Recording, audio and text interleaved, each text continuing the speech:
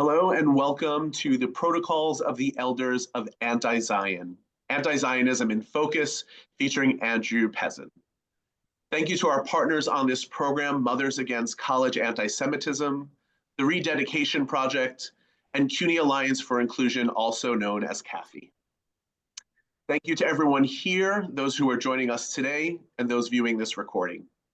I also want to give a shout out to our amazing allies, those who put so much on the line to fight for the Jewish people and the state of Israel, often when our community is too scared, too silent, or too busy fighting amongst ourselves. And a very special thank you to our guest, Andrew Pessin. My name is Michael Mantell. I'm a psychotherapist and educator, and among the many hats that I wear, today I'm speaking in the capacity of executive committee member and chair of CAFI's events and programming, a member of Mothers Against College Anti-Semitism, and the founder and director of the Rededication Project. And now to briefly introduce our guest speaker, Andrew Pessin is a philosophy professor at Connecticut College, was the longtime campus bureau editor for the Allgemeiner, and is the founding director of the Institute for the Critical Study of Antizionism. He has written many articles and books on all aspects of campus anti-Semitism and anti-Zionism, closely documenting the incidents and analyzing the ideology that has produced the terrible animosity toward Israel and Jews on too many campuses. His most recent 2-volume work, Israel Breathes, World Condemns, closely documents and analyzes the trajectory that produced the shocking campus responses to the October 7th massacre, not of condemnation, but endorsement and celebration. And we are extremely privileged and grateful to have Andrew with us today. Before we begin the program, I want to share a short prayer and a save the date announcement. May God bless and protect us, the United States, Israel, and the IDF, our soldiers, the Jewish people, and our allies. May God have mercy on all people in distress or captivity, and may he bring our brothers and sisters out from their suffering, and bring our one remaining brother, Staff Sergeant Ron Gvili, home from Gaza. And may we see lasting peace for our brothers and sisters and allies here in the United States, in Israel, and all around the world. And for the Save the Date announcement, please join us on Sunday, January 25th at 2 p.m. Eastern Time via Zoom for a very special International Holocaust Remembrance Day program featuring Holocaust survivor Pinchas Guter. In this program, Pinchas shares his story of survival. Born in Poland, he was imprisoned with his family in the Warsaw Ghetto before being deported to Majdanek. Pinchas endured multiple concentration camps, including Buchenwald and Death March, which he barely survived. Pinchas has been sharing his testimony and speaking out against anti-Semitism, and his story was the first to be preserved by the USC Shoah Foundation as a 3-dimensional interactive holographic testimony, a groundbreaking project designed to ensure that all survivors' voices and testimonies endure long into the future. We hope you can be a part of that upcoming program with us. Also, if you appreciate today's talk and would like to support our work providing critical support, advocacy, and resources to the Jewish community facing rising anti-Semitism on college campuses, we would be grateful for your generosity. Your tax-deductible donation of any amount to Mothers Against College Anti-Semitism helps make this work possible. Donations can be made by visiting macastrong.org, that's M-A-C-A strong.org, and clicking the donate option at the top of the page. Now, throughout the program, we invite you to write your questions in the chat, and at the end, we'll open up the program for Q&A. No matter how incredible these programs are, and thank God they always are, your respectful participation at the end adds so much more meaning and value. At that time, we'll ask you to raise your virtual hand using the hand raised emoji, or you can unmute yourself to ask your questions directly, or you can share your questions in the chat and I'll read them for you. And now I'd like to once again thank you all for being here and your continued support of these programs and organizations. And again, thank and welcome Andrew Pessin. Andrew, the floor is yours. Thank you, Michael. Thanks, everybody, for being here. Thank you to MACA and the other groups you mentioned. Please do support them My own personal belief is that we are in an existential moment. It's a true emergency for the Jewish people, for the state of Israel, for Jews in the diaspora here in America, and it's all hands on deck. So everybody needs to do something. Whatever you can do, please do. And if it's give money, give time, or whatever, there's plenty of groups that are doing the work. Join those groups. So including Maca and Michael's group, et cetera. So thank you for being here tonight. I guess I'll just go ahead and get started. This is how you can contact me if you want to follow up in any way. There's my website.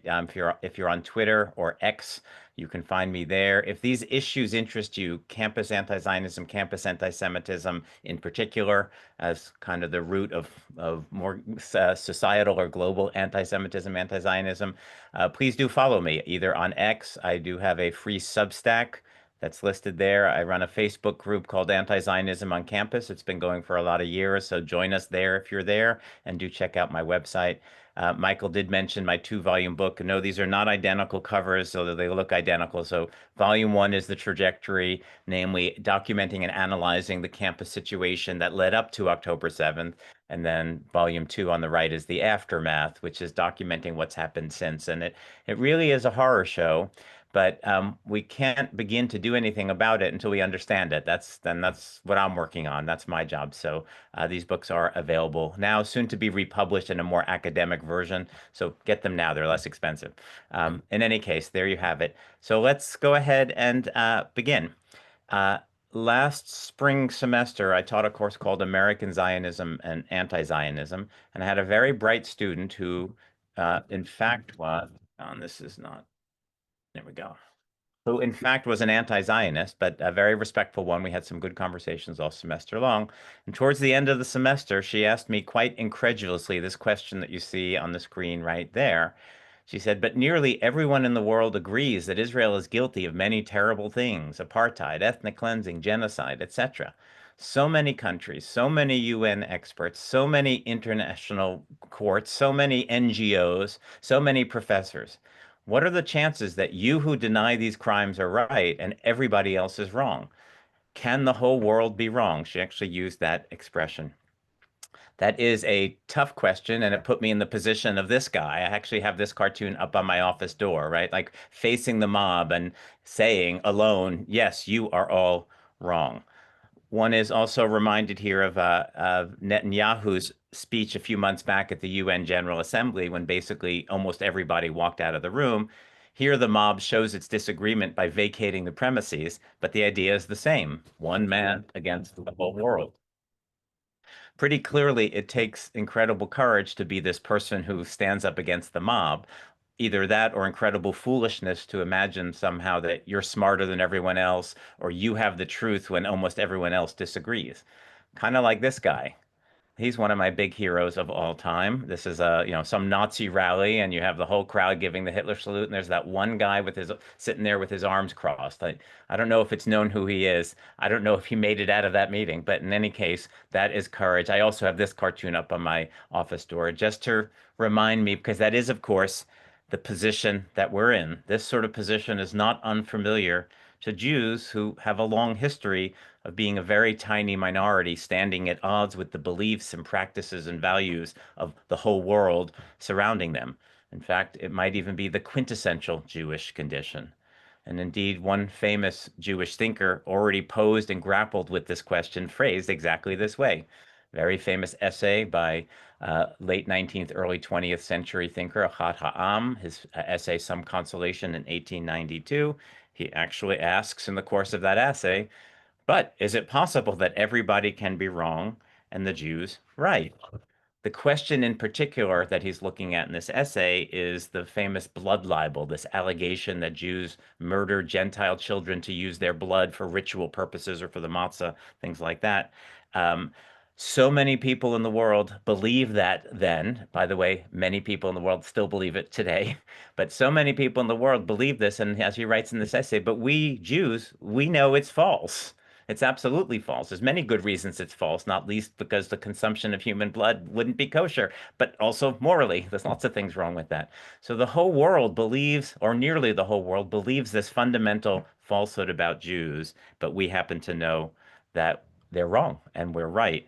Um, His answer obviously didn't stick because we're still in the same situation to this day, to the point where another very important contemporary scholar named Richard Landis recently wrote a whole book using that as the title. Can the Whole World Be Wrong? Lethal Journalism, Anti-Semitism, and Global Jihad. I strongly recommend this book. It's a tough read. It's a little abstract, but this man understands the world on a level that most others do not. So I do strongly commend this book to you.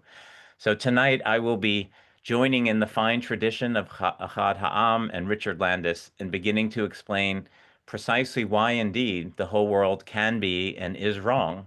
And we, along with that frighteningly small number of Zionists in the world and our handful of allies, compared to the global population, we are right.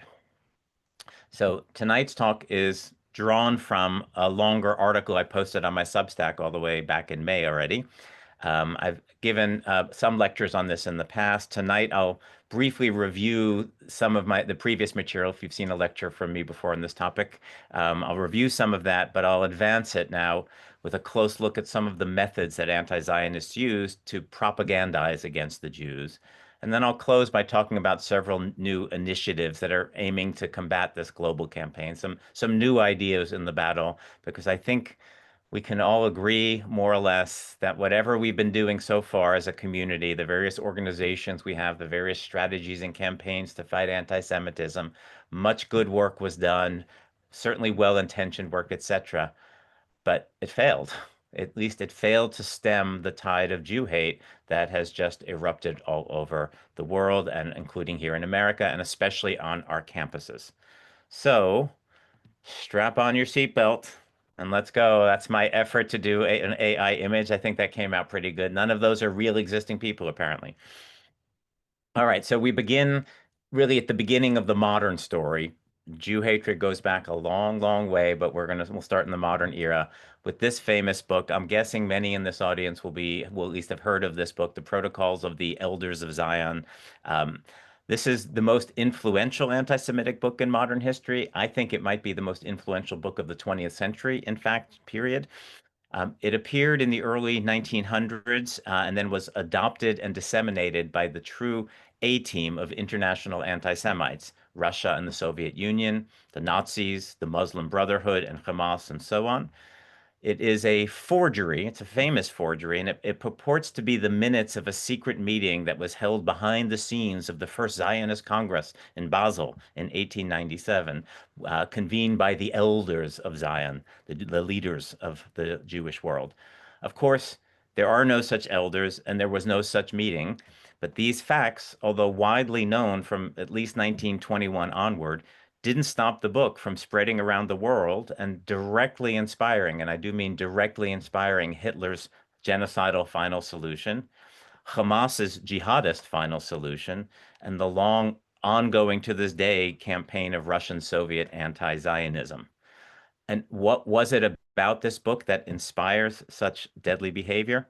It's that it purports to reveal to the world the great conspiracy of the dastardly Jews who are aiming to control the world and subjugate or eliminate all the non-Jews. And it explains in detail exactly how the Jews are planning to do that by getting control of the banks and of money, by controlling the media, by controlling governments, by starting wars, etc. These are all now very well-known traditional anti-Semitic tropes. They trace right back to this book here.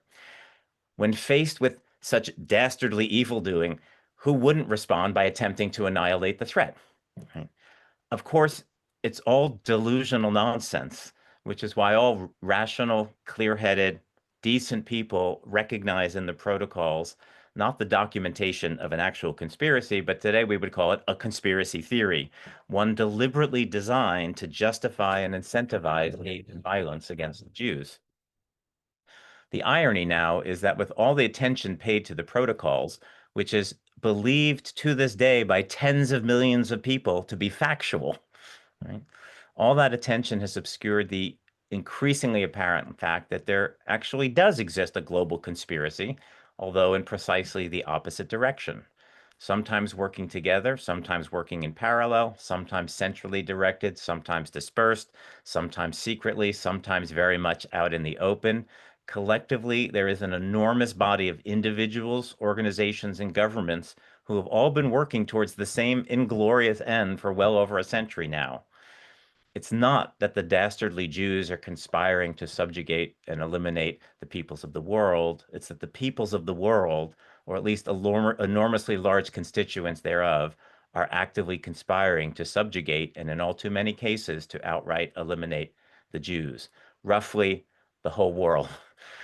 So can the whole world be wrong? The answer that we'll go through tonight is yes, if there is a global conspiracy against the Jews, which is what I will essentially be arguing for tonight. The point of earlier versions of this lecture, some of you might have seen, was to lay out the major players in this conspiracy. So we'll go quickly through them to review them, and then we'll examine their protocols, literally their practices, their techniques, their tactics and techniques. Though the underlying Jew hatred goes back millennia, as I mentioned, ground zero for this modern conspiracy is pre-Soviet Russia itself, whose rampant, pervasive, and often violent anti-Semitism produced the original protocols in the first place, and in so doing launched the actual conspiracy against the Jews. We might call the mysterious unknown forgers of the protocols the original elders of anti-Zion. Suffice to say here that 19th century Russian anti-Semitism, which produced waves of murderous pogroms, especially from the 1880s onwards, including the notorious Kishinev pogrom of 1903, that fueled Zionism, that produced Zionism. The Russian Jews understood they needed to get out or they would die, right? And of course, at the same time, it's launching the conspiracy against Zionism. The degree to which the protocols influenced Hitler and the Nazis is well known. In fact, was reported that Hitler had the protocols by his bedside table and had the book memorized. Himmler said that. In brief, the story is, in Hitler's mind, the Jews were out to conquer the world, including Germany. That's what they believed. And so it was necessary to destroy the Jews in self-defense. Today, they use the word resistance, but it's the same concept. The Jews are the aggressors. They're the ones planning to conquer and destroy us. So to defend ourselves or to resist, right, we have to destroy them. It's literally a straight line from the protocols to the Holocaust. Nor may we overlook the central role played in this conspiracy against the Jews by the scholars, the professors, the ones with the nice ties. Well, I guess, yeah, the nice ties. I'm wearing a nice tie tonight. The ones who are producing the ideas and the arguments that motivate the leaders and then become propaganda to mobilize the masses. This was scholarship, scare quotes, right? Scholarship that was intentionally weaponized to advance the political aims of ultimately eliminating the Jews. That's a fancy way of saying that Nazi scholarship was directly and deliberately involved in advancing this conspiracy, the eliminationist conspiracy against the Jews. Nothing better documents that than this book I've put up here, Max Weinreich's 1946 book, Hitler's Professors, the part of scholarship in Germany's crimes against the Jewish people. If you didn't already hate university professors enough, this book will take you down that road, going back to the Nazis. As Hannah Arendt, famous person, wrote in her review of the book at the time, quote, Dr. Weinreich is right to insist that Hitler showed one of his crucial insights into the nature of modern propaganda when he asked for scientific arguments and refused to use the standard crackpot ones of traditional anti-Semitic propaganda, end quote. The scare quotes around the word scientific are really the key there. It's easy for decent people, people who think of themselves as decent people, to reject obvious, crude, raw, bigoted hatred. But when you dress it all up in science, it goes down far more easily. Remember that point for when we get to the 21st century and some of today's professors producing scholarship in science whose ultimate goal is to advance the campaign against the Jews.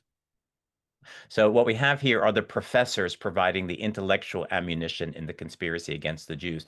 Just to give you one concrete example, what drove a lot of Nazi ideology was what was called race science. They had these views about races, and they had this whole theory about the Aryan supreme race, and then other races were inferior to that. And of course, they had a whole theory about Jews as being like a mongrel or mixed race, et cetera, et cetera. All of that was what motivated eliminating the Jews ultimately, and what was justified it was the science that was being produced in enormous quantity by the professors. So collectively, we have a large new cohort here entering the elders of anti-Zion. From anti-Semitism to anti-Zionism. Remember this point too. This is a quote from Hitler, but it illuminates what's going on our campuses today, in my opinion. Um, this will be a recurring idea throughout the 20th century. Anti-Zionism is frequently or nearly almost always fueled by the underlying anti-Semitism. If one is already an anti-Semite, then one logically, naturally, psychologically will be an anti-Zionist. Why? To summarize, because if you think the Jews are evil and if you think they're conspiring to take over the world, then what would the Jewish national state be but a key instrument for them to take over the world? It advances their power.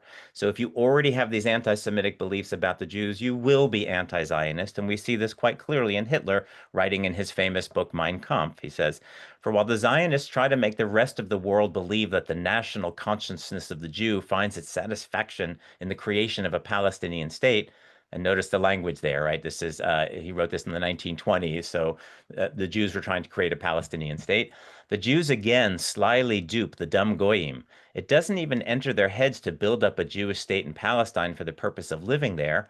All they want is a central organization for their international world swindle, endowed with its sovereign right and removed from intervention of other states, a haven for convicted scoundrels and a university for budding crooks. So the Jewish state for him isn't a haven that Jews need to go live in. They're not even planning to live there, most of the Jews, right? Instead, it's going to be a central organization for their international world swindle. So his anti-Semitism, fueled by the protocols, directly produces what becomes Nazi anti-Zionism. But now look at the next paragraph. It continues. It's a sign of their rising confidence and sense of security that at a time when one section is still playing the German, Frenchman, or Englishman, the other with open effrontery comes out as the Jewish race. There's an awful lot we could unpack there, but what's he saying is he's aware that even in the 1920s, right? Many Jews weren't Zionists. They wanted to become European. They were Europeans. They wanted to be a German. They wanted to be a Frenchman, etc. Right? Um, and so Zionism was not for them. Zionism said, "You're not really a German. You should go live in Palestine and join a Jewish state." There was a lot of division within the Jewish world on that issue. So what he's saying here is that just as the Jewish state is an instrument for the Jewish conspiracy, they'll form this state, and who are they going to leave behind? They're going to leave behind Jews all over the world in Europe, and he's seeing them as a kind of fifth column. These would not be loyal. They're playing basically both sides here, he says, of the Jews, right? They're going to develop a state, but they're going to leave people behind, and those people will be the agents of that state. Dual loyalty, right? They'll be traitors. They won't be genuine Germans. So this is the anti-Zionism of the Nazis, and it is rooted directly in the protocols and the idea that the dastardly Jews have evil intentions. This is how anti-Zionism gets weaponized against diaspora Jews. This is not restricted to 1920s Germany when he wrote this book, or 1930s Germany. This is what we're seeing on the streets and on our campuses today. Zionism is evil, therefore any Jew who doesn't hate Israel must also be evil. They're complicit in the evil. So anti-Zionism becomes the weapon to use to go after diaspora Jews. All of this is hatched in Mein Kampf, right there. But moving along to the next major players, the Arab Muslim world here. The conspiracy of the protocols didn't spread only to the countries that were conquered by the Nazis. By the way, they did spread it to all the countries that they conquered. In fact, not only did numerous Nazi officials end up in Arab countries after the war, where they carried out their Nazi program with various Arab governments, literally the Nazi program continued in the hands of Arab governments led by Nazis who got out after the war.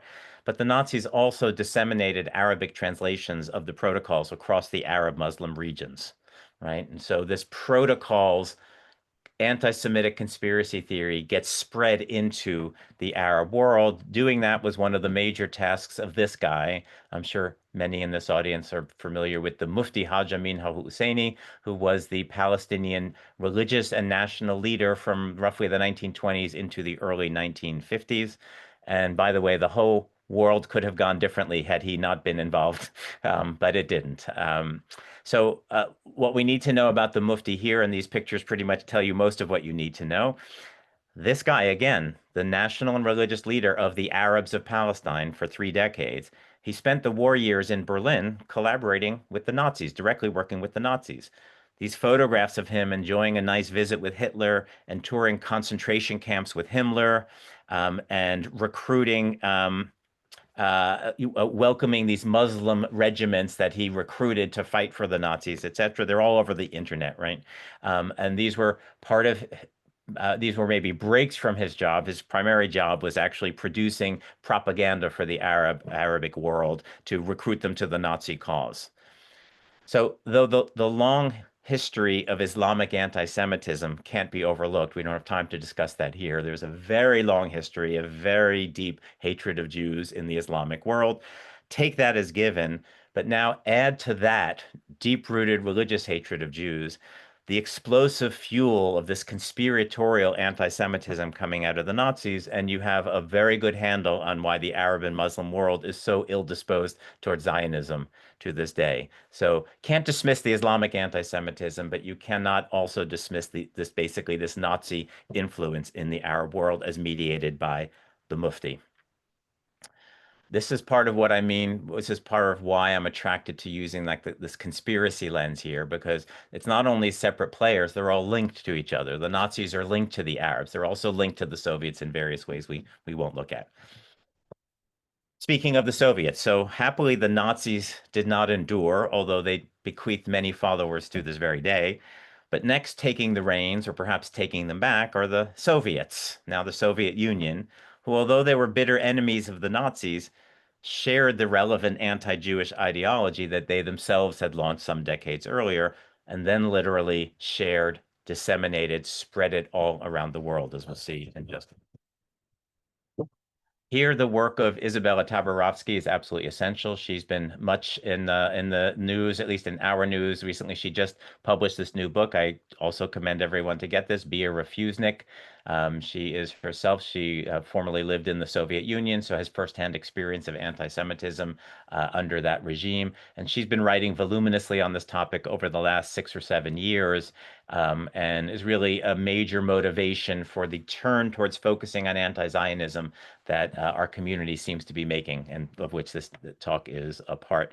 So she's written a bunch of articles in the past 6 years, and in these articles, she documents, the only word is gargantuan, the gargantuan and ceaseless effort of the Soviet Union to attack Jews, particularly by delegitimizing the newly born state of Israel. Unless you think this is mere anti-Zionism, not anti-Semitism, this effort, she explains, was rooted in the protocols in the same way it was with the Nazis.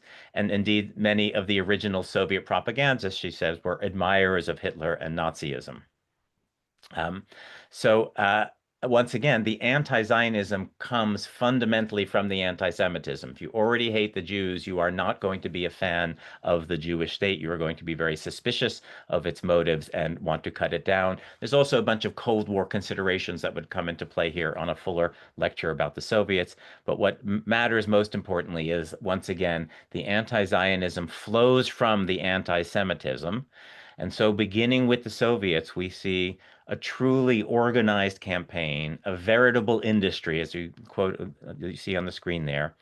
I would say a conspiracy, which produces literally hundreds of anti-Zionist, hundreds of anti-Zionist and anti-Israel books and articles published in the Soviet Union, with millions of copies entering circulation within the country. But it's not restricted just to the already vast USSR in the period that we're talking here. Many were translated into foreign languages, English, French, German, Spanish, and yes, Arabic, and numerous others, and were disseminated all over the globe through the Soviet Union's powerful state-owned media apparatus, whose goal was to, quote, spread the truth about the Soviet Union in all the continents.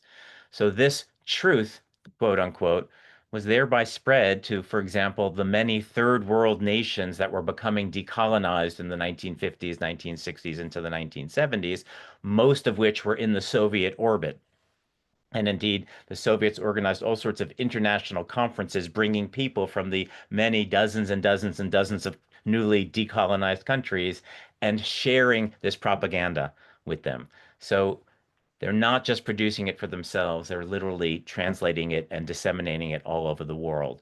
As far as the translation into Arabic, like the Nazis, but on a much larger scale, the Soviet Union, which was, of course, allied with the Arab countries for many decades to this day, widely propagated its conspiracy all over the Arab world as well. And they too came up with new Arabic translations of the protocols and spread it everywhere in their sphere of influence. I don't know how to quantify it, but their sphere of influence in the 1960s, 1970s was very enormous. It was large parts of the world were subject to this. And then we come to the Palestinians in particular, this component of the Arab Muslim world. We already mentioned the Mufti, the Palestinian national religious leader, who was literally a Nazi and spreading the Nazi campaign. It was his ambition to bring the Nazi final solution to the Middle East, right? We already know about that. But there's actually evidence, pretty persuasive evidence, that the Soviets literally created the Palestine Liberation Organization, the PLO, including handpicking and training Yasser Arafat, its famous and most important leader, and continued to finance and guide the PLO over decades in its violent campaign against the Jews, i.e., was directly behind Palestinian terrorism. So it's not just that it's producing the ideology which justifies killing Jews, it's literally supporting the organizations that are killing Jews. And of course, the Soviets were the primary military backers of the Arab countries in their numerous efforts to destroy the Jews.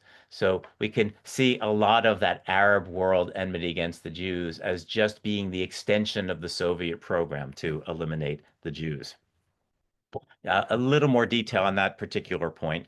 In 2006, I think was the highest ranking communist defector from Romania, Jan Mihai Pacipa.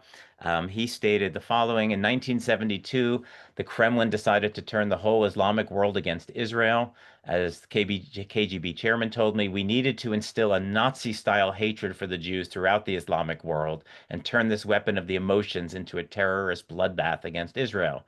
And anyone familiar with the history of Palestinian Arab terrorism against Israel and the Jews, this is what we're talking about. And he says a key role in accomplishing this was, of course, played by everybody's favorite forgery. He says, in the mid 1970s, the KGB ordered my service to scour the country for trusted party activists belonging to Islamic ethnic groups, train them in disinformation and terrorism, and infiltrate them into the countries of our sphere of influence. Before I left Romania for good in 1978, my service had dispatched 500 undercover agents to Islamic countries. By 1978, the whole Soviet bloc intelligence community had sent 4,000 agents of influence into the Islamic world. In the mid 1970s, we started showering the Islamic world with an Arabic translation of the Protocols of the Elders of Zion. Right. This is again why I am attracted to the conspiracy lens here, because it is literally these major players connecting with each other to run this campaign.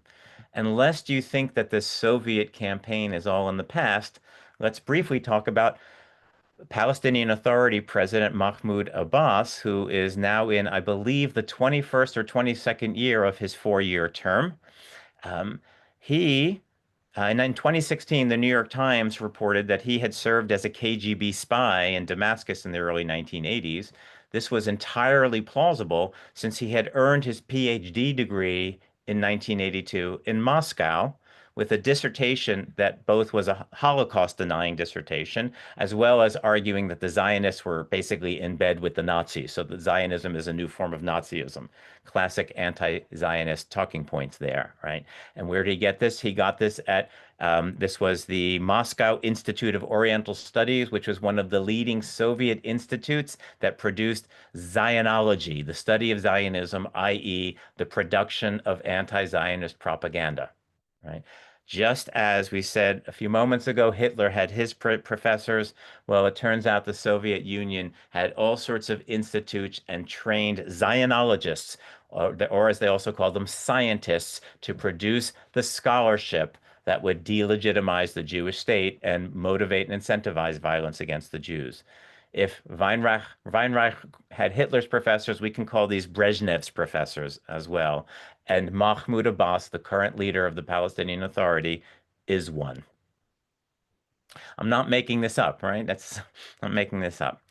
So, needless to say, with the Soviet campaign above, the elders of anti-Zion grew in number dramatically. It comes to take over large chunks of the world. There's two things I want to stress about this campaign. One is it was systemic, top-down, government directed. The goal was to delegitimize Zionism, ultimately destroy the Jewish state as part of an eliminationist program to get rid of the Jews.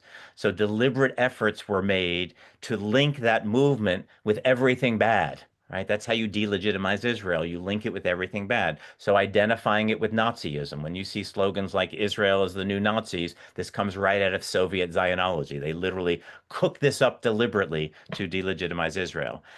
You associate Israel with all sorts of terrible crimes and things, racism, imperialism, colonialism, apartheid, genocide. All of this literally comes out of these Soviet institutes of Zionology, whose job is to produce this science, this scholarship, etc. In achieving that end, we can clearly say that it had a very relaxed attitude towards truth. It made shit up, right? This is what they did. You make shit up, but then you publish it and you disseminate it, and then you publish a whole bunch more things that then refer back to those things. And suddenly it looks like everybody believes it and they're all citing each other. So it all looks true. We're going to come to that technique in just a moment. But this was, again, a systemic government run campaign. Oops. And the second point is, again, to emphasize the role of the scientists and the professors in advancing this campaign.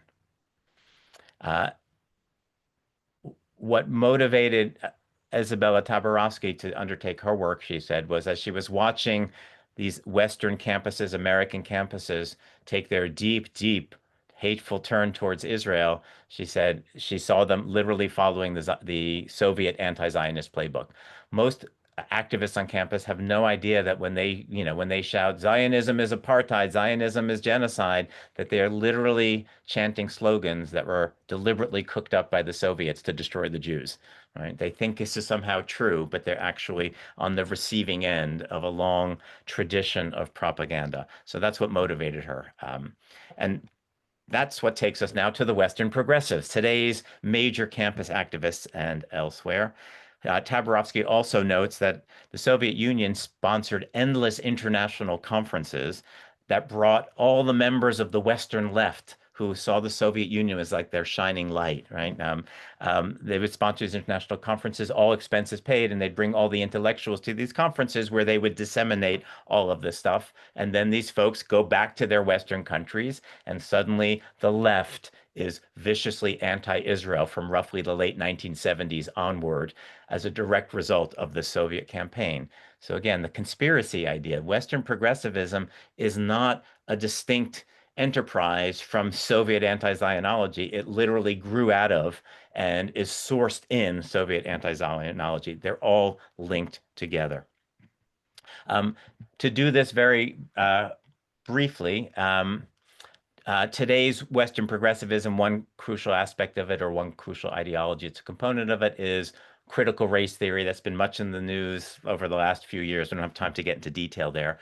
But it's worth noting that while critical race theory will, on the surface, say it has nothing to do with Soviet anti-Zionology, when you really reflect on the picture that they are developing, you'll see something very, very different there. So this is not the time to go into a deep dive on critical race theory, but suffice to say, Pamela Paresky wrote a very useful article on this a couple of years ago in Sapir, quoted there.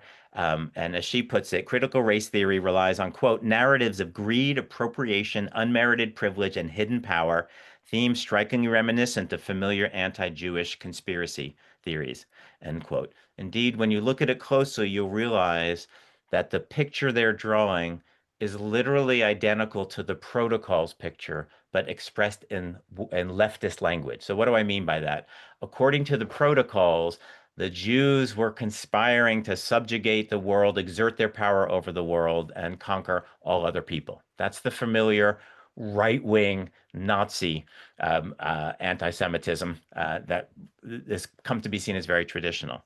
But in today's critical race theory, you have basically this picture that the fundamental problem, of course, is white supremacy, white privilege, etc. But before you know it, in this theory, the Jews are accused of passing for white and acquiring or exploiting that same supremacy and privilege, notwithstanding the fact that, of course, actual white supremacists don't think that Jews are white. So what's basically happened is as follows in critical race theory. Um, there's oppressors and there's oppressed. If you're doing well in society, you're an oppressor. If you're not doing well, you're an oppressed. That largely follows racial lines according to critical race theory. Because Jews on average do well, right? We succeeded in America on average. By the way, there's plenty of Jewish failures, right? There's plenty of Jewish criminals. There's plenty of Jewish poor people, but nevertheless, on average, Jews do well. And we can even talk about why Jews do well. Emphasis on education, for example. But in any case, Jews do well. But in this worldview, doing well means you're an oppressor. The more successful you are, the higher up on the level of oppression that you are. And indeed, because Jews on average are more successful than most other minority groups, even white passing minority groups, they're sometimes referred to as being, as she said in this article, hyper white or uber white, deliberately using the German word there, which means, according to critical race theory, Jews are at the top of the level of oppressors, right?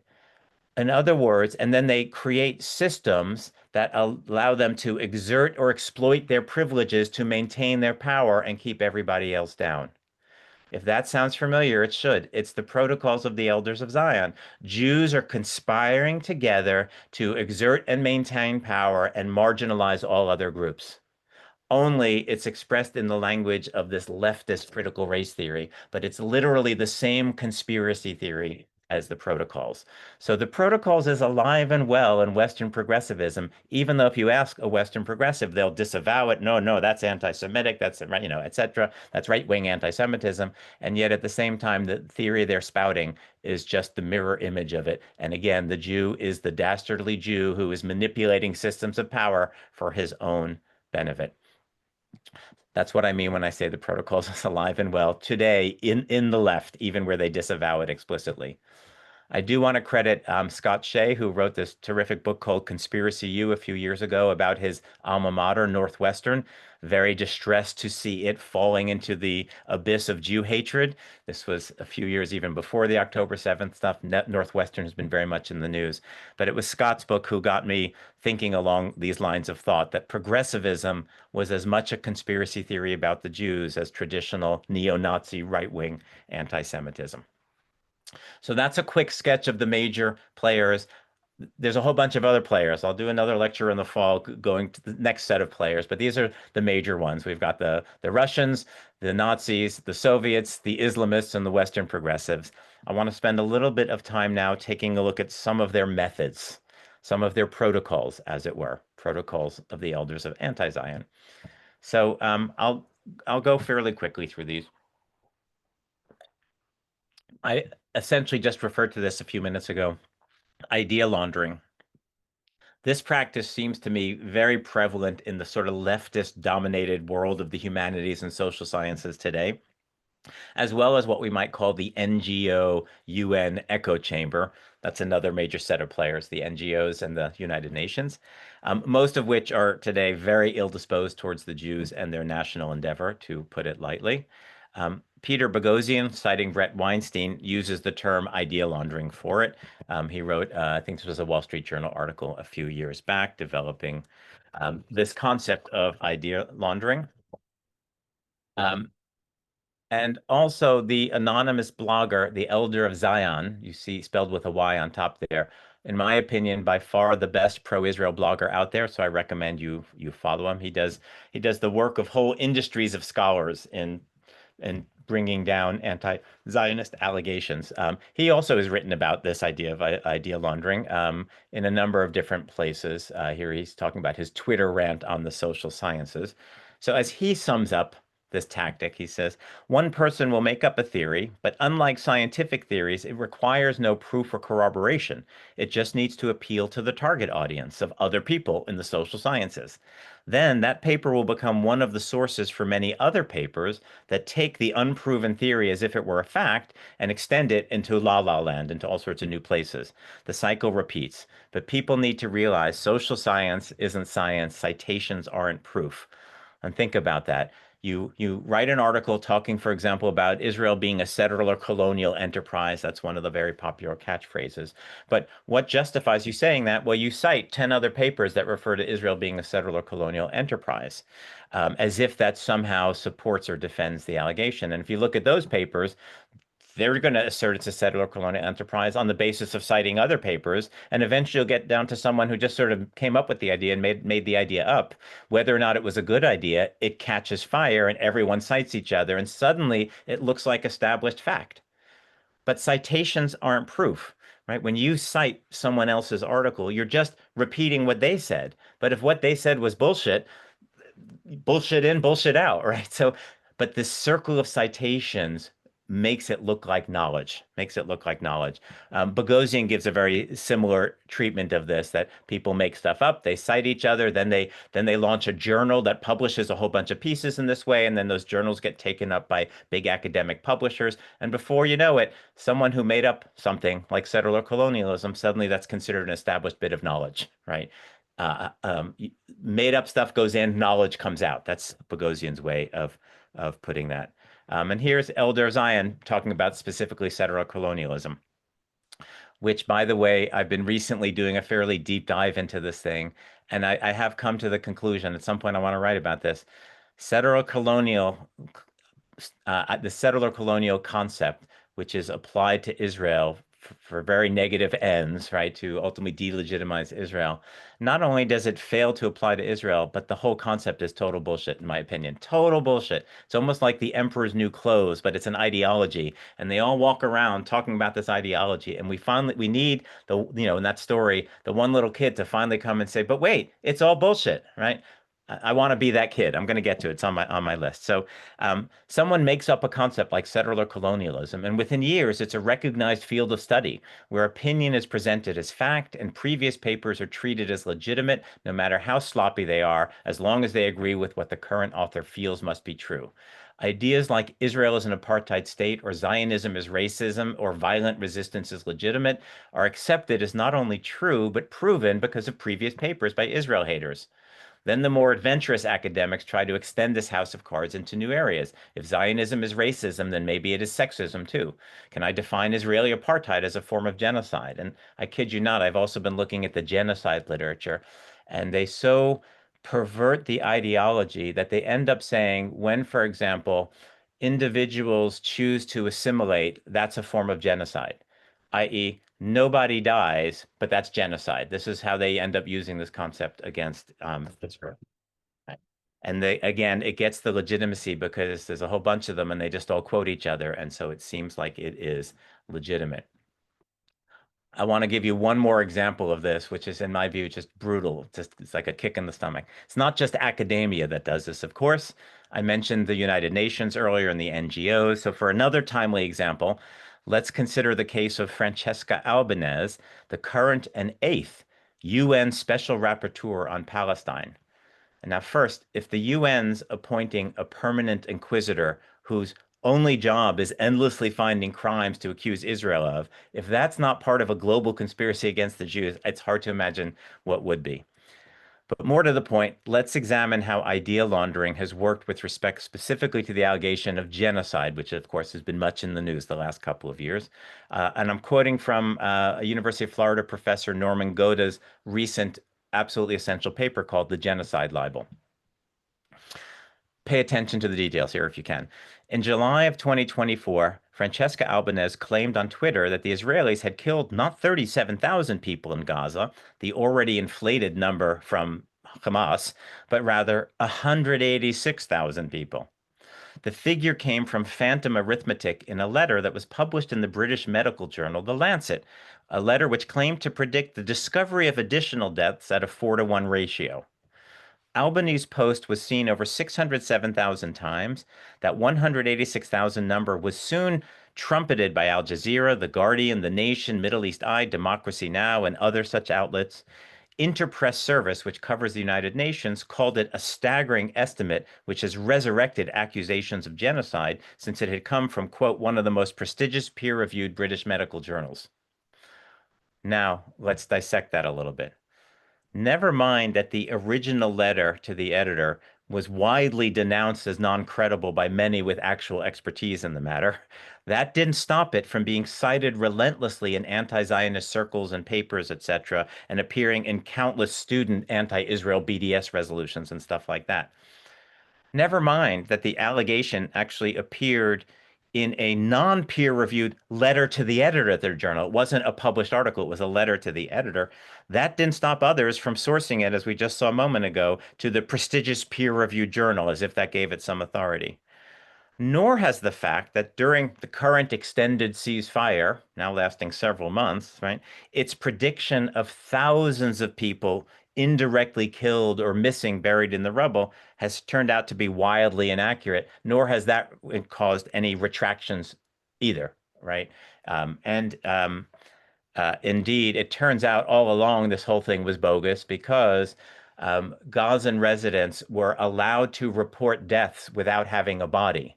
So if someone had been killed and buried in the rubble, those people were already reported dead they were already worked into the official numbers here, 37,000 in July of 2024. So the idea that there are all these uncounted people, still yet to be counted was bogus all along, but that didn't stop them from saying 186,000, not 37,000, and never retracting that even after it's clearly been proven false since. So that number was literally made up. It was invented. It was dressed up in scientific reasoning, pseudoscientific reasoning, and then echoed around the world to the point where by December of 2024, a year ago, the anti-Israel NGO Amnesty International published a 300-page report subtitled Israel's Genocide Against the Palestinians in Gaza, citing that number. You can be sure that the UN and international courts, etc., will not be far behind. So, in short, an accusation is literally invented, literally made up. Then papers are written that are all citing each other, affirming that accusation, which makes it all sound legitimate. And then they make their way into some NGO report affirming the accusation. And then they make their way into the UN. And then they make their way to the International Criminal Court and the International Court of Justice. These accusations then get cited for further articles making the allegations and in various student boycott resolutions and so forth. But ultimately, the examples all directly echoing the same allegations in the Soviet campaign. The idea that Israel's committing genocide, the Soviets made that up back as early as 1948, right? They were already arguing for that. This happens to all of the classic allegations. It's not just genocide. It's also the ethnic cleansing, the colonialism and the apartheid, etc. It's all ultimately made up, and it's all following the playbook. You make it up, you circulate it, you cite each other, and suddenly it's taken as a fact. Right? So idea laundering, once you are aware of it, you'll see it everywhere. You'll realize this is their main technique. All right, let me go. I see I'm getting towards the end of time here. So the big lies, libels, genocide, etc. I want to say a little bit more about genocide here. This is a free PDF. It's available online if you're interested. I've gone through all the classic allegations, and you do have to refute them. But what you start to learn after a while, once you see that they're all not misunderstandings, but deliberately orchestrated bullshit, right? You realize this is just a campaign of libel. You still have, unfortunately, you still have to refute them. So if you want a source for refuting all the libels, it's available free on ISGAP's website. But I do want to, again, come back to this paper, The Genocide Libel. This was published this past year by Professor Norman Goda. And what he shows is that anti-Zionists have been flinging the accusation of genocide against Israel from the moment Israel was born. And it comes down to basically this. It would not be unfair to say the following. According to much of the world community, if the Jews do action X, then X is genocide. Whatever it is the Jews do, it's genocide, with X varying from allegation to allegation, and in no cases resembling actual genocide, right? In the minds of these conspirators, the Jews are guilty in advance of committing genocide, and then endless legal and rhetorical maneuvers are employed to make the charge fit something the Jews have actually done. You will actually see out there, some Jew builds another bathroom in his house in Judea and Samaria because his family's growing or whatever. He needs another room in the house. And you can be sure that there's a scholar who's saying that's a version of genocide, like building a new room in a house. You may not like that activity. You may want to criticize. You may think it's illegal, but it's not genocide, right? But this is how they work. Anything Israel does, genocide, and probably even saving lives will count as a form of genocide for them. But the idea is the guilt comes first, and then you look for the evidence afterwards, and then you cherry pick and manipulate the evidence to support it. I want to mention one other major technique. There's obviously more here, but weaponized omissions, because once you notice this, you will see it absolutely everywhere. The key thing to do is to essentially focus on Jewish activities or Israeli activities and completely leave out all the relevant context, including the enemies of Israel. And when you do that, you can portray Israeli actions as being aggressions, even when they are not. So, for example, imagine you were describing a war, but you left out in your description like the existence and activities of the opposing army, right? You would say, well, the Israeli army, and think about and this isn't hypothetical. If you look at the way they talk about Gaza, they never mention Hamas. They don't mention the fact that Hamas started the war, that Hamas continued to fight the war, that Hamas refused ceasefires. Instead, they say Israel's, invading and it's bombing and it's blowing things up. Well, if you leave out that context, you omit the relevant information that does look pretty bad. It looks like Israel's an aggressor going in, bombing and blowing things up, right? You turn what is actually ultimately a defensive war to remove this genocidal threat into an act of aggression. It's a key technique, and you will notice it everywhere. You can take any action anybody does, and if you leave out the right context, you can turn it into something, an aggression. A Jew is building a house. Well, you can present that as, you can present that as they stole they stole the house from somebody else, or they stole the land from somebody else. If you leave out the context might be, well, actually, they purchased the land. Leave that out. They look like they're stealing. So weaponized omission is crucial. This is an image of a one-sided army where you're leaving out the opposing army. These guys look pretty nasty. It looks like they're the aggressors, but what if they're actually defending civilians behind them from the oncoming army that's the actual aggressor, right? So you tell one side of the story and you get the picture you want. This guy, Ilan Pappé, is the worst at this. His famous book, The Ethnic Cleansing of Palestine, which is about 1948, where he argues that the Jews all along planned to expel all the Palestinians, and the war, they started the war to create an excuse for them to expel all the Palestinians. The whole thing was deliberate and intentional. I swear to God, you read this book, it's like reading Israeli armies going into villages and shooting, and they leave out the fact that, the Arabs started the war and the Arabs invaded and they were actually fighting for their own life against being genocided, etc. So he is very guilty of this. And I will mention another sickening fact to you. As of a week or so ago, I checked. This book, which was published in 2006, it's 20 years old, was ranked about 42,000th on Amazon, bestseller rank. For some perspective, Amazon ranks something like 10 million books. So to be at 42,000, I'm thrilled when my books touch 42,000. Let's put it that way, right? That's very high. 20 years after publication. What does that tell you? Some people get rich from this shit, right? This is a bestseller. Why is it a bestseller? Because it tells this evil story about evil Israel. So all the Jew haters just, eat it up and quote it and buy it and they give it out, as Christmas gifts or whatever, right? They disseminate it, and it's all bullshit. It's all bullshit, right? So the shocking conclusion is there's literally no difference between today's anti-Zionist worldview and that of the protocols, alleging that basically Jews or Israel are conspiring to subjugate the globe and other races.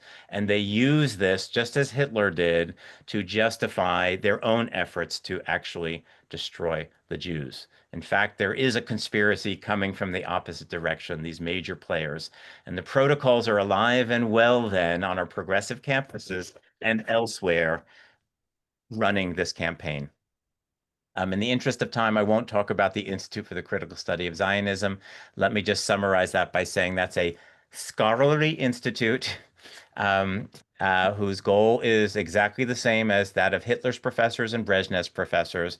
Let's call them Hamas's professors. They want to dress up in science all of their criticisms of Zionism using these methods, some of these methods that I just mentioned. And so these are alive and well on our campuses. Again, Hitler's professors, Brezhnev's professors, and today we literally have Hamas's professors promoting this same stuff. So we've essentially returned full circle.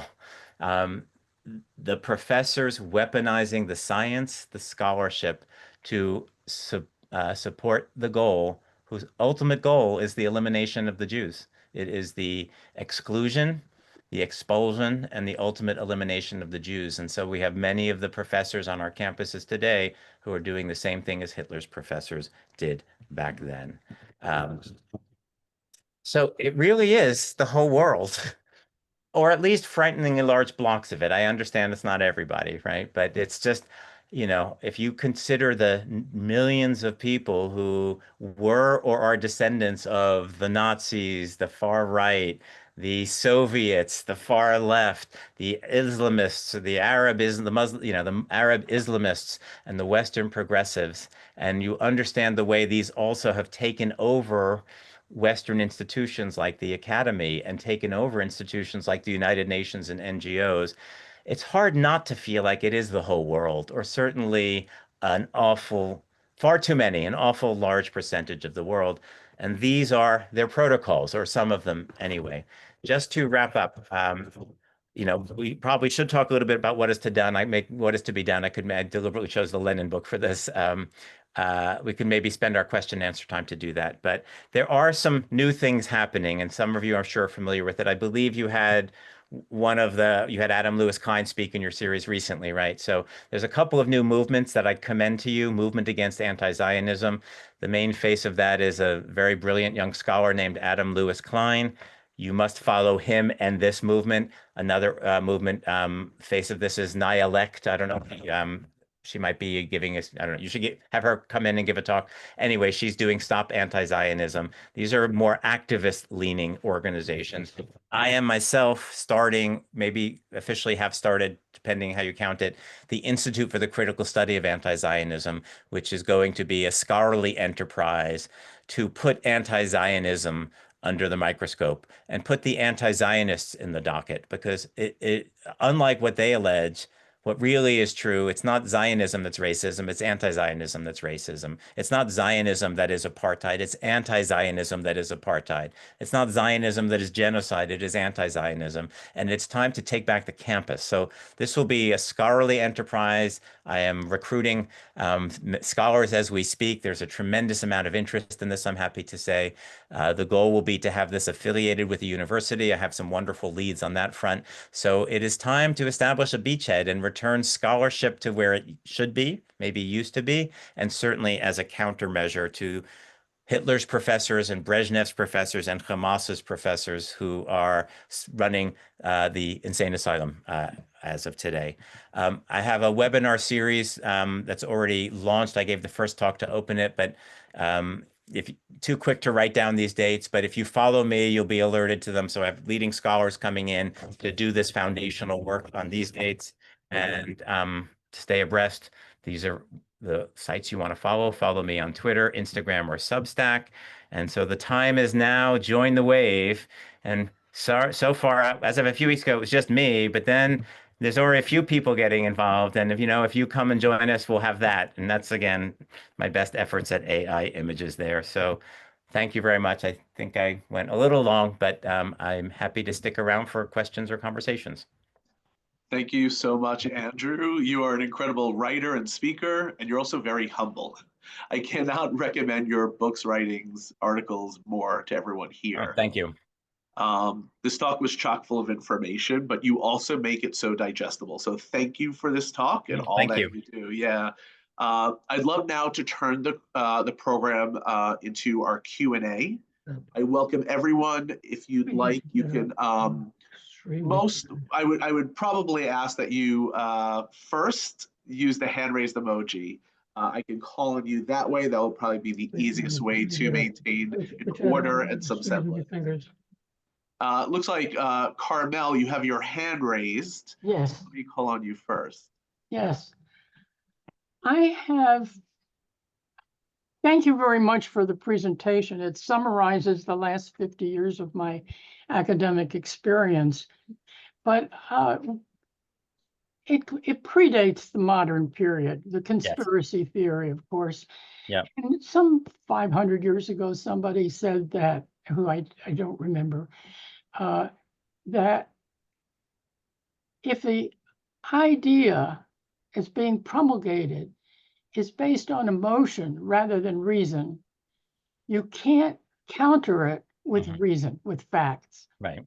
And I think that is my experience with this. Anytime I hear somebody saying, think of all the marvelous things that Jews have invented, Israel has invented for the world, that just proves that they're running the world. Yeah. And you really can't counter it with scholarship. Yeah. And that's what has me in a box. So 100% agree with you, everything you said. So, the problem goes back millennia ultimately, but we're focusing on the modern version of it with the protocols, which was really a summary of earlier conspiracy theories and etc.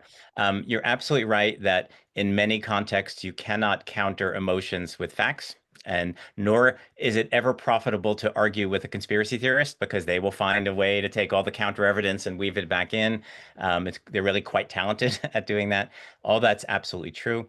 But nevertheless, you can counter scholarship with scholarship. That's my hope, right? And so I hope that the anti-Zionist scholars, we need to basically call bullshit on what they're doing, right? Because they have a reputation within the academy and that has to be undermined. So that's where the scholarship comes in. I should mention the folks at those Maz and Stop Anti-Zionism right at the end there, those activist groups are absolutely brilliantly on your page with you, right? And so they say when someone, they call these things libels, the genocide libel, the settler colonial libel, etc. In the same way that today in decent society, when someone starts spouting what we recognize as anti-Semitic libels, like the Jews are trying to control the world, etc., no one engages in refuting those facts because you're dealing with a crackpot. What you do is you call out the bigotry. You say, there you are libeling again, or something like that, right? You point out, you don't say I'm not a thief. You attack the person for falsely accusing you of being a thief, right? And so that's what they're trying to do. They're trying to change the public discourse, the shape of the discourse, not by refuting the facts, but by showing that these libels are ultimately coming from a place of hate and they're not coming from a concern with facts. So I 100% agree with you. But in this, in the realm of academia, if we're going to fix academia, we have to call out what they're doing, and that's what I'm doing. So thank you for that. Awesome. Thanks for your question, Carmel, and thanks for your answer, Andrew. We do have somebody whose hand wasn't raised, but she actually got into the queue a moment before. Ruby, if you can unmute yourself to ask your question. I'm a little under the weather, so I posted it in the chat. My apologies. I sound horrible. But as a faculty, I identify as a Christian Zionist. And what I find most perplexing is to see colleagues and peers turn against empirical evidence and and just become Holocaust deniers, as well as reject their own own identity. And I was wondering, Andrew, if you could share, whether historical or other, regarding what you might have to say about what you've seen or have heard about Jewish faculty disavowing their own Jewish heritage and not only aligning with anti-Semitic rhetoric, but pushing forward and leading the anti-Semitic student groups. Thank you so much. And by the way, any scholars in the group, if you're interested in participating in the Institute for the Critical Study of Antizionism, please reach out to me. I'm actively recruiting right now, so I do want to hear from you. That is the biggest and the hardest question. It really needs not just a lecture, but a whole semester course on that topic. The question, right? There was a wonderful scholar, now passed away, Edward Alexander, wrote a book called Jews Against Themselves, I think 15 or 20 years ago. And it was delightful because he had a great sense of humor and he was very sort of mocking of these, especially Jewish scholars who are sort of leading the anti-Zionism.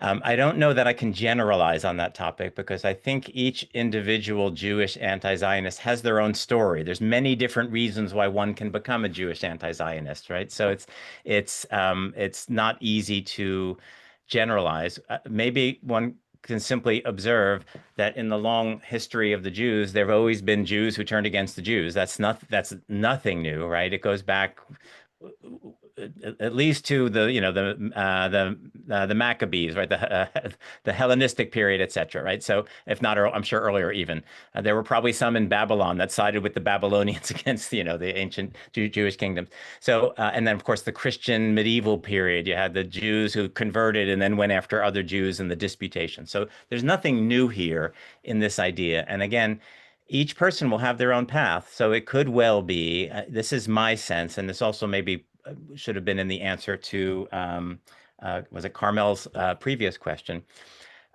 If you get involved in a public debate, you have no chance of changing the mind of the hardcore hater, right? They're running on emotions or they are in a conspiracy theory. But there are people who are listening and around. There's peripheral people who are sort of siding with the movement because it's convenient and persuasive and they haven't done a lot of research. They need to hear that there's another voice, that voice is sane and rational, invoking evidence, etc. So it's still worth engaging in those conversations and debates, not hoping to change the mind of the core, but hoping to peel away some of the peripheral. And so with respect to the Jewish anti-Zionists on campus, there's no question some of the students, Jewish students who are anti-Zionist, that the social pressures are enormous. If you're an anti-Zionist, first of all, anti-Zionism is the cool, dominant view on campus. If you are a Zionist, and I can tell you some personal stories if you like, as a professor, I am really abused on my campus by the students. It's really quite disgusting. A Zionist is an evil thing in their eyes. So you're not dating anyone or going to any parties if you're a Zionist on a lot of campuses, right? But you want to date people and go to parties. That's part of the college experience. So the social pressure, especially if you don't have a strong Jewish identity, a strong Jewish upbringing, you don't have any knowledge, so you can't refute the libels. And by the way, because of the idea laundering, every time they give a libel, they can cite 30 papers and a whole bunch of footnotes that seem to support the libel. If you're an unequipped Jewish student on a campus, you've got no resistance, and all the social pressure is to go the other way. And then lastly, if you're a Jewish person who's anti-Zionist, they love you because then they're not anti-Semites because look, we have Jews. So you will go. So here's your option for many college students, right? The student is, do you want to be alone on Saturday night and basically have no friends and have everybody hate you? Or do you want to be like popular, the center of attention? They're going to center you in all of their rallies. You're going to become famous, right? So no, I have no doubt that for many individual Jewish students, it's the social pressures. So that's all I'll say. But it's a deep topic, and indeed, a whole wing of the Institute for Critical Study of Antizionism is going to be devoted to, and I use this word deliberately, the Jewish question, right? The Jewish role, the Jewish experience, the Jewish attraction to anti-Zionism. So that's a very partial answer to an excellent question. Awesome. Thank you both. And Ruby has been such an incredible ally. So I want to say that while there are some Jews who are afraid to speak up, there are some allies who are speaking and being so beautiful and putting themselves on the line. So thank you. Thank you to the allies, because otherwise it is the whole world, right? Like, amen. Miles, had you in the queue. Oh, thanks. I wanted to pick up on something that you said I think a couple of questions ago about the response to anti-Zionism recommended by Adam Lewis Klein and others, which is you just name the libel, call out the libel. right. So I think that I understand that is addressed when you're dealing with real ideologues. I mean, people who are actually committed to this. But I think there's a much larger population of people who are perhaps not strongly politically committed to anything, or at least not in this particular issue, but who are influenced by the news that they get and by the opinions of the UN and the International Court of Justice and the International Criminal Court and all the NGOs are saying it's genocide and this and that and the other. So how do you think best to deal with the I would say rather unfortunately misled opinions of people like that? So wonderful question. Thank you for that. And I'm reminded of this student whose comment I opened the talk with, right? She was an anti-Zionist and she was very smart young woman, and she could cite a whole bunch of, facts and data and NGO reports and UN rulings and, whatever, etc. And what one recognizes when one goes deeply, as I'm showing here, is, but very few people can have this tip of their tongue. It's all bullshit. It's a it's there's Maz actually has a nice little phrase. It's called libel vomit, right? When these people, they just start throwing all the libels at you once. There's another nice expression, if you've heard of this, gish galloping. It's a rhetorical technique. To gish gallop is to just throw like a million arguments at a person, and you just overwhelm them. Nobody can possibly answer a million arguments anymore. If you're throwing a million snowballs at them, a lot of them are going to land because you can't defend yourself. So it's the volume and the quantity, which is a sure sign that they're not that confident. Because if you have one really good argument, then you make that argument. If you just fling 100 or 200 different arguments, then that's actually a sign of weakness. However, rhetorically, it's very, very powerful. So, what do you do in that circumstance? Well, you don't have the option in that circumstance of answering every charge they lay at you, because you don't have the resources. And most people, myself included, I can't refute every single one. And then they'll endlessly quote things I haven't seen or read. Why would I have some other NGO report? So that's the point when you take the Moz route and you just say, there you go, libeling again, and you don't engage with that. Not much of an answer, I suppose, but I Yeah, guess I think maybe I forgot. I didn't communicate what kind of person I was talking about. I'm not talking about people who are ideologically committed to anti-Zionism. I'm talking about people who are not ideologically committed to anything, but they're influenced by anti-Zionism. Yeah, They yeah. think it's just common sense that there's I think that's genocide. where I was going with this student who was smarter than most and can cite a lot of most, but cite a lot of things more than most students. But however, part of understanding this is a conspiracy, and by the way, I'm capable of nuancing the claim that this is a conspiracy, but right now, be of course. Understanding this conspiracy is to realize the degree of capture of our meaning-making institutions, like the media, most importantly. Like the mainstream media is so unbelievably biased against Israel, and you can document it and expose it. And you've got probably the large majority of people. I like to believe this. This is my very little bit of optimism. I'm not an optimistic person. As I like to say, my glass is 2/3 empty and leaking. But nevertheless, I think I would go crazy unless I believe that large majority of people are really decent people, well-intentioned, that don't have hate in their heart. But when we have what I'm calling a conspiracy here, and when we have the major institutions such as the media and the UN and the NGOs all captured by this ideology, very decent people are going to be sucked into it. And in a way, they should be, because they're respecting these institutions, which is what you should do, right? Like, what they don't understand, and what we have been too slow to engage with, is the fact that these institutions have been captured by people who want to destroy the Jews, right? And when I say we've been too slow to capture it, it really, you could trace it back a good number of decades, but it's convenient to start really in the early 2000s, as this turn. The other side quite openly made a decision that they were going to capture the universities. And they actually had a whole playbook about how to do this, the anti-Israel groups. And they did this playbook. And the we've been watching it. I've been following this stuff for 10 years, so, more closely than most people. But we've been watching it happen, and we've just been sort of like our heads in the sand, or it's not so bad, or it's just college kids. But what's happened now is there's been really 20 years of the effort and pretty full capture for at least 10 or 12 or 14 of those years, which means multiple generations of college students have gone through college, and most students, they're there to study what they want to study, to go to a party, find a girlfriend or boyfriend, whatever, right? Like, that's what they're there for. But because of the capture of these institutions, groups like Students for Justice in Palestine, who somehow are permitted to have an Israeli apartheid week on campus, why that's allowed is shocking to me. The large majority of students, they're going to not pay much attention, but they're going to notice there's all these talks accusing Israel of this, that, and the other thing. There's this Israeli apartheid week. They're going to come out of college believing that Israel's pretty evil, right? And again, they don't have hate in their heart, but this is what they should believe, because this is the environment that they've just been through. And then, of course, all these students who've been graduating over the last 15, 20 years, where are they now? Well, they're like in the New York Times, and they are working for the NGOs, and they are in industry and corporations, and we sometimes call it wokeness or whatever. But the capture of these institutions by individuals who've gone through this anti-Israel gauntlet it's not complete, but it's close to complete.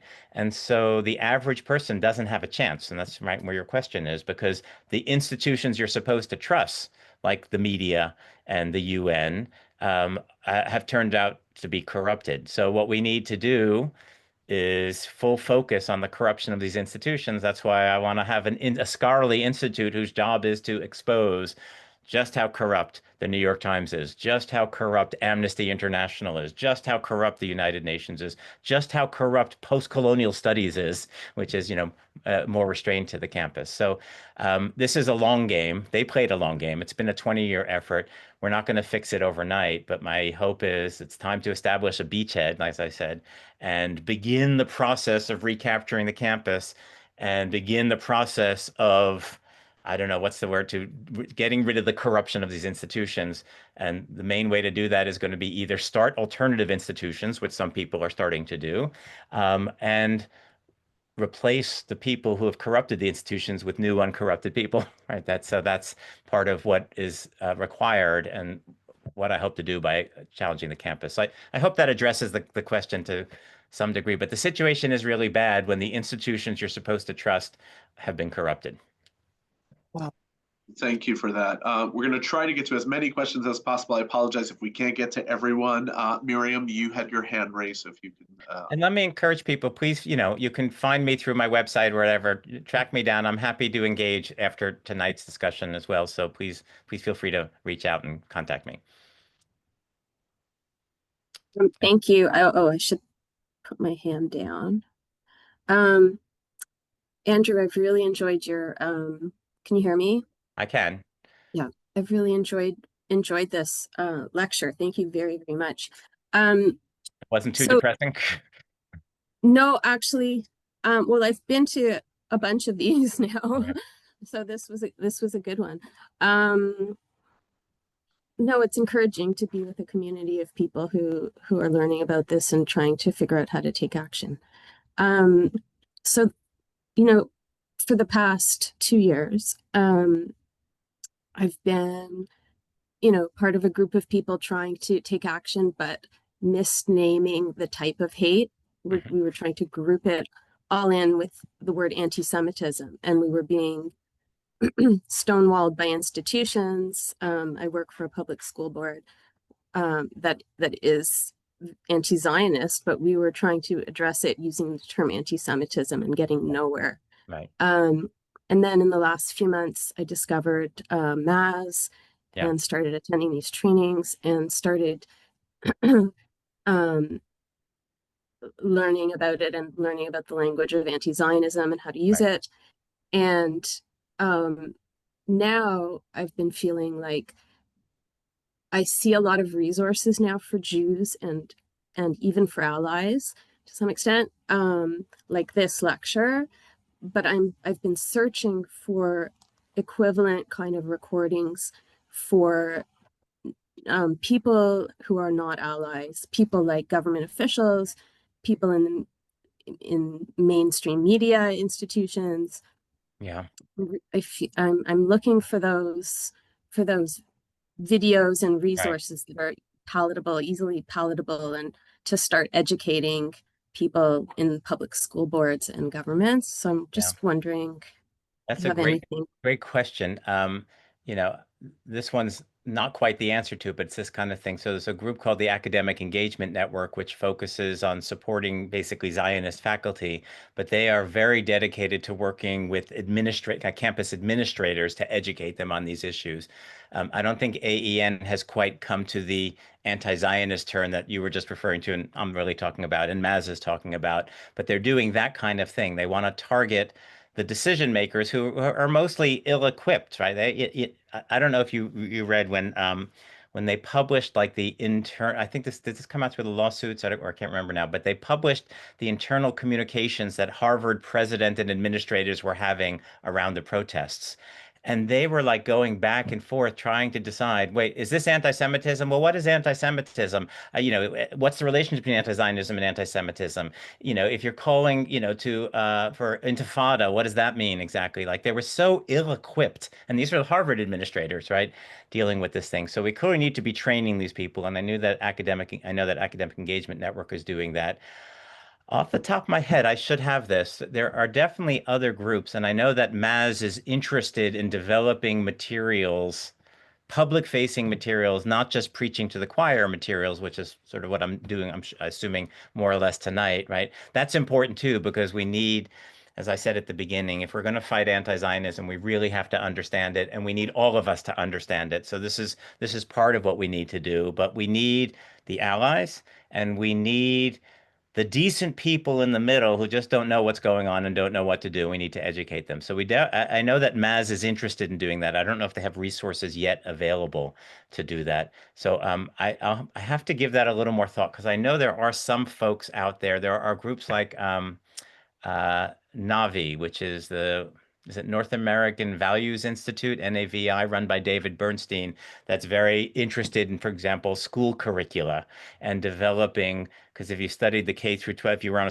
you said a school board, or yeah, the K through 12 arena is just disgusting now, right? The other side, who is 20 years ahead of us, not only are they developing all the scholarship, but they've also actively worked to create K through 12 school curricula to basically tell the Palestinian narrative, right? And they're already in a lot of schools, most commonly under the ethnic studies curriculum, etc. And the Jewish groups are just now like waking up, like, oh my God, they're taking over K through 12 too, which is just absolute disaster. So I know that Navi is working on K through 12 curricula. I believe that Stop Anti-Zionism is actually also working on K through 12 curricula. So there are people doing stuff like this. We have to train teachers. And by the way, I can't back this up in great detail, but 10 years ago, this guy did a whole expose of schools of education, namely the schools that are training teachers. And they were one of the first institutions that were captured. Like they deliberately went after the education schools to get this narrative to be the dominant narrative, because they were training the next generations of teachers, which is why we're seeing K through 12. They were brilliant. I got to give them credit. I mean, and now we have to do the same. So that's only a little bit of an answer to your question, but I will give it some more thought, and I will track you down. And if I can come up with stuff, I will send it to you. Thanks. That's great. Thank you. Yeah. Thank you. Beautiful, thank you. Paul, I know you're next on the list. Thank you very much. My question is about how soft disputes within the Jewish community often get weaponized by anti-Semites, whether it's maybe Jews arguing about the ADL, which is then conflagrated as this big, large boogeyman, or I think what we've seen most recently is AIPAC, a group that Jews from both left and right may criticize for this or that, but is being blown up as almost this supernatural proxy that they control Congress. They're if you asked most people, who the biggest lobbying group in Washington, they would say AIPAC. Right. And that's far from the truth. They're not even the biggest, group that, has affinity towards a nation state. That would actually be the Indian lobby, which I don't even remember. So how do we deal with real life groups being vilified and not necessarily that we may not necessarily feel comfortable one way or the other, that's then used as the proxy, like AIPAC controls Washington. You even have people overseas saying that AIPAC controls their government, and AIPAC has absolutely nothing to do with the government of England. Right. So that's a wonderful question, and just to ground that in the academy, of course, these two professors, was it 10 years ago, 15 years ago, wrote this book called The Israel Lobby, which is laying out the idea that this dark, shadowy lobby, controls America, and AIPAC was, exhibit A in that. And if all that sounds familiar, hello, protocols. It's the protocols of the Elders of Zion, right? Which is constantly applied and alive and well. So, I am more of a scholar theorist than an activist, which is why I'm struggling with some of these questions, like what do you do when? I don't always know. I like to just be in a classroom and engage with students. But what's pretty clear to me, and I'm guessing, I'm gleaning that this is sort of Maz's technique, and this is what I want to do with the scholarship. This is the one maybe obvious weakness of their whole strategy. This is the spot you have to the Achilles heel, right? Like the Achilles, the great mythical figure, like he couldn't be harmed except if you could get him in the heel. That's the way to get him, right? So like their Achilles heel is the following. Partly because they've worked so hard to distinguish anti-Zionism from anti-Semitism.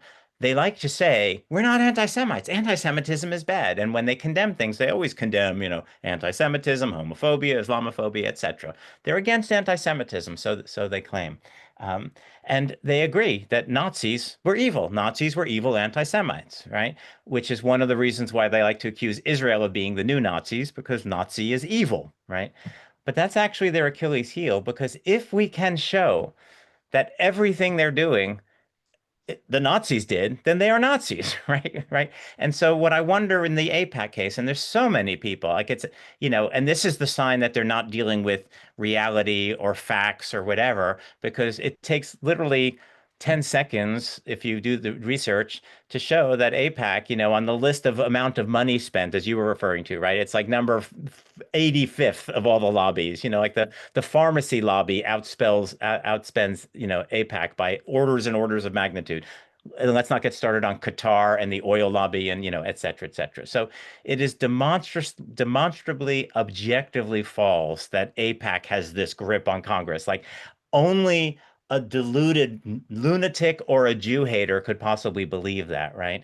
And so maybe the thing to do is to say, oh, you're just basically applying the protocols of the elders of Zion there, because they'll agree that that's an anti-Semitic text. So if we can show them that their strategies are literally repeating the very things the Nazis did, then maybe that's a way to get through, right? A way to get at them.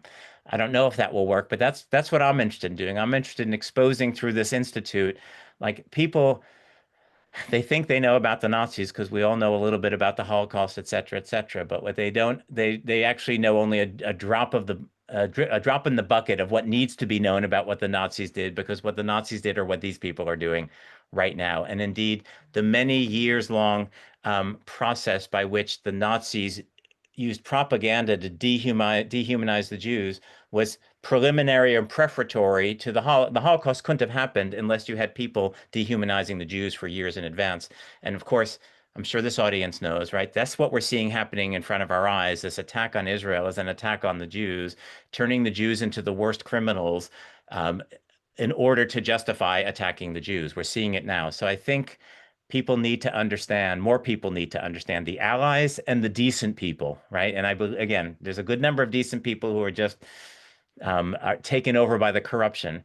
They need to see that this corruption, let's say the corruption of scholarship, right, is exactly what the Nazis did. They need to see that seeing AIPAC as this all-powerful force is exactly what the Nazis did, read the protocols of the elders of Zion. So maybe what we need to do is get the protocols back into, I was going to say back into public circulation. Unfortunately, they remain like one of the best-selling books of all time because mostly the evil people are reading it. But I guess what we need to do is get the decent people to read it so that they can spot it when it's being used, which is almost all the time.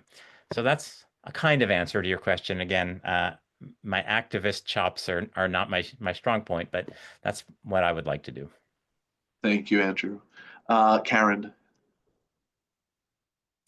I don't know if you heard about Scott Weiner in California. I did, yes. Yes, and it was very heartbreaking. He had just been profiled in the Atlantic about continuing to stick up for Israel, and he finally caved into pressure. He's a congressional candidate, right? He's running. Right, to replace Nancy Pelosi. Yeah. And he caved into pressure to call the Gaza war genocide.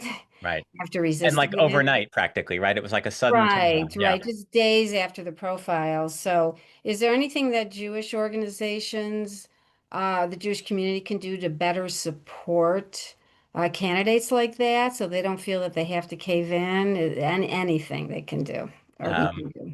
Again, that's a good question. AIPAC is in the politics business, right? Like, so,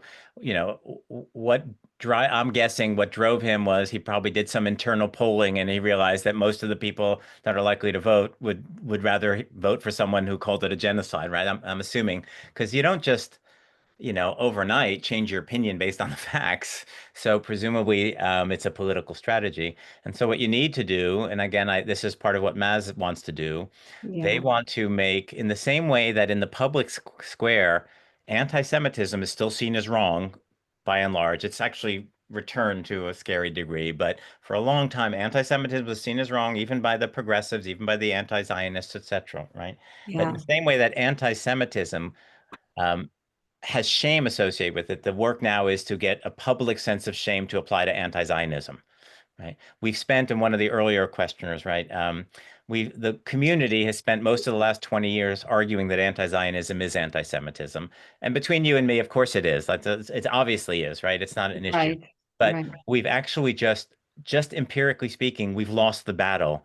Again, on campuses, they've convinced themselves that anti-Zionism is not anti-Semitism, and you can define them in ways that make them look distinct, right? So the effort to put all of this anti-Israel activity into the anti-Semitism box has failed because it's just anti-Zionism, even though it isn't, right? So what we need to do, this is part of what's driving, I know, Maz, and it's in my mind also for the Institute, is we need to maybe yield on that point for a moment and say, fine, I'm not going to equate anti-Zionism with anti-Semitism, but I want to show you why it's a form of bigoted hatred anyway. For example, anti-Zionism operates by the same series of libels that the Soviet Zionologists created, right? Anti-Zionism is fundamentally a conspiracy theory, just like the protocols. So we need to get anti-Zionism to be shameful in the way that anti-Semitism did become shameful, at least after the Holocaust. How to do that? Well, that's what the activist groups are doing, and the politicians, a lot of it is money and public polling. So if you are in a very left-leaning place, then you want to get elected, then you have to reflect the beliefs of the left-leaning people, and there you go. I'm assuming that Nancy Pelosi's San Francisco, right, at that area, right? So, they've got a left-leaning population there. You're not going to win. So longer term, not the individual politicians, but we need to recapture the left. That's a big job, right? I'm not sure how to do it, but to begin with scholarship, the left for a number of years was very supportive of Israel, but you can really trace the turn as you get into the late 1960s and 1970s. The left becomes anti-Israel. Why? Fundamentally, the Soviet Union, which is the mothership of the left, right, became anti-Zionist as a matter of policy. And when they became anti-Zionist, and then they began flooding the world with all the propaganda that the Brezhnev's professors were producing, the left turned against them. So we need to recapture the left. The left used to be a wonderful place of sort of liberalism and individual rights and stuff like that. So that's the long run. That's how we change the politics we change the politicians by changing the populations, which means we have to change the movements. And I do believe it begins in scholarship because, I'll stop with that. Thank you. I definitely have time for at least another question. And like I said, feel free to reach out to me and definitely follow me on social media if you want to be involved in these issues. Wonderful. So we'll take one more question. Joshua, you did have your hand raised. Your hand is not raised anymore. If you still want to speak. Is that Josh Dabelstein? Yes. Josh, it's nice to meet you. I've been reading your stuff. Where are you? We're not. Oh, they're on the bottom of my screen. Okay. Yeah, I've been reading your stuff. So excellent stuff. It's nice to meet you. Oh, thank you so much, Andrew. I feel bad taking the last question. I am in Australia, and it's shocking here. It's so bad. And I'm not an alarmist. I'm the guy who runs around accusing everybody else of being Chicken Little. But my pregnant sister called me from Bondi Beach, with guns going off in the background. Meanwhile, my Instagram feed is full of contemporaries of decades insisting that it's a Mossad operation. So that's what we're dealing with here. Meanwhile, our greatest minds of our generation, like the Ginsberg poem Howl, are insane. We've just seen the government apologizing for having tried to do some of the things that you're suggesting, Andrew. All I wanted to bring up was that I've been running some training sessions for the movement against anti-Zionism in Australia, and we get some really similar questions to what I've heard tonight.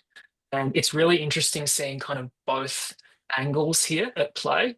What Andrew mentioned was that this is here to provide an academic framework that counters a pre-existing academic framework, something that's so self-perpetuating and needs some type of counterweight.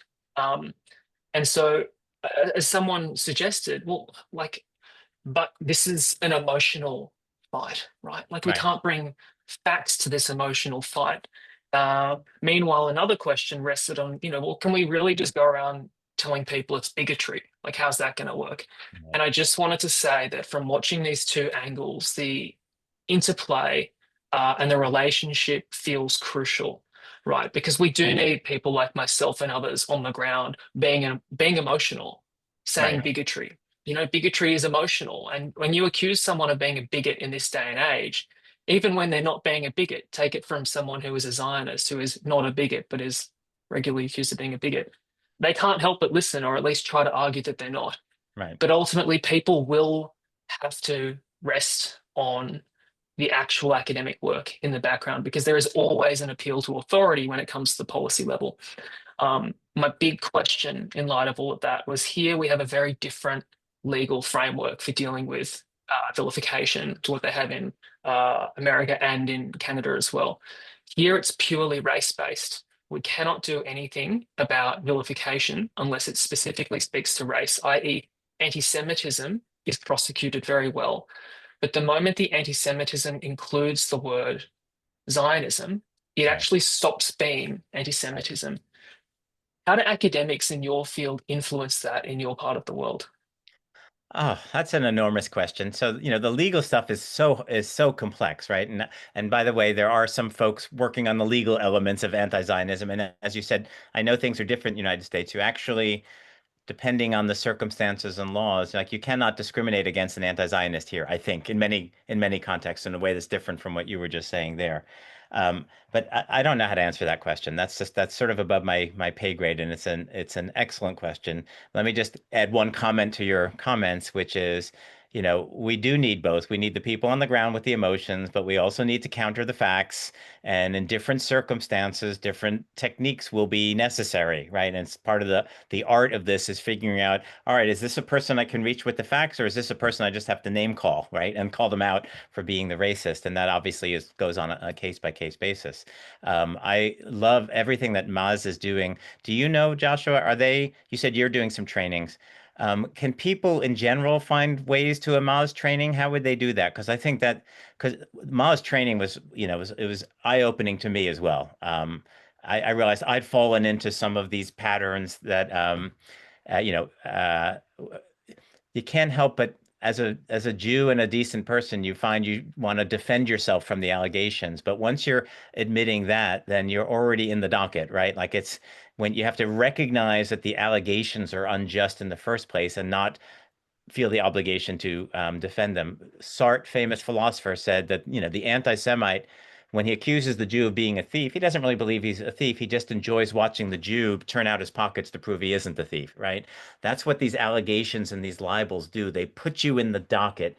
They dehumanize you. They demoralize you. They have you endlessly defending yourself. And by the way, the more you defend yourself, the more it sounds like the lady doth protest too much. You probably are guilty if you're defending yourself. Like, this is how human psychology works. And so I have fallen into that trap too. Like, it's hard not to. And but in many contexts in activism, Maz is trying to change that. So Maz really opened my eyes to, these things I'd fallen into. So I would love for lots of people, I think, for us and our allies to begin with the Maz training. And then ultimately, we were talking about the decent people, the ones in the middle who are just, they need to get the Maz training as well. So are you aware? Are they sort of readily available? How does one go about getting a training? Yeah, I will put a link in the chat.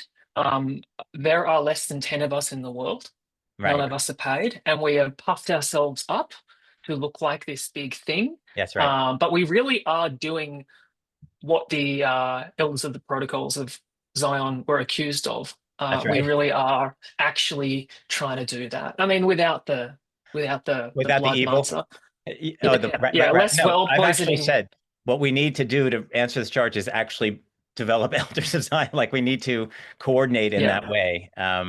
So for example, sorry, we've just had, a huge inquiry to the government on, changes to hate speech, you know, and so every different Jewish organization, of which are always fighting with each other, blah, blah, blah, blah, blah, get together and make submissions that, you know, basically piss all over each other. And what we did is, the Australians don't even know this, is that some of us from Mars have pre-existing relationships with people in these organizations, and we closely worked. We can't mention who, we can't show what, but you would be shocked to see that we have our major organizations, including that actually today the biggest killer of Jews is anti-Zionism. Yeah. You know, in a really plain English way. I couldn't believe it. So that's what we're trying to push for. But in a practical sense, I will put in the URL, and I'll give you guys a way to find Mars. We are working on getting more training to more people. That's wonderful. And that would be my final recommendation. That training is like the first step towards everything else, right? Like, so if you can get yourself a MAZ, that's the Movement Against Anti-Zionism training. That's step one towards figuring out what to do in all the particular circumstances that arise in, you know, in all the different contexts. And it is all hands on deck, right? So anything you can do. I'm used to being a professor, so what I do best is sort of like write books and articles.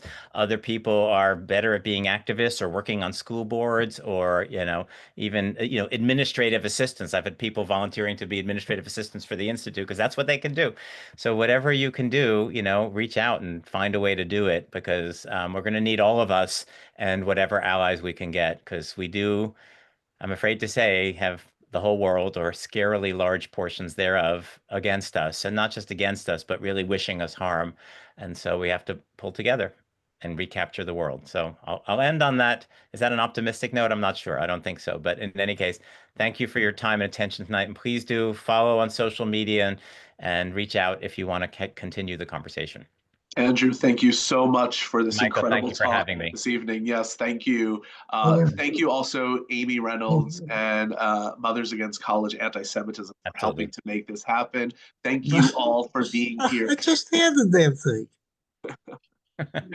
On that note, everyone be well. Thank you so much for everything. And again, Andrew, thanks, Michael. Take All care, right, be good night. well.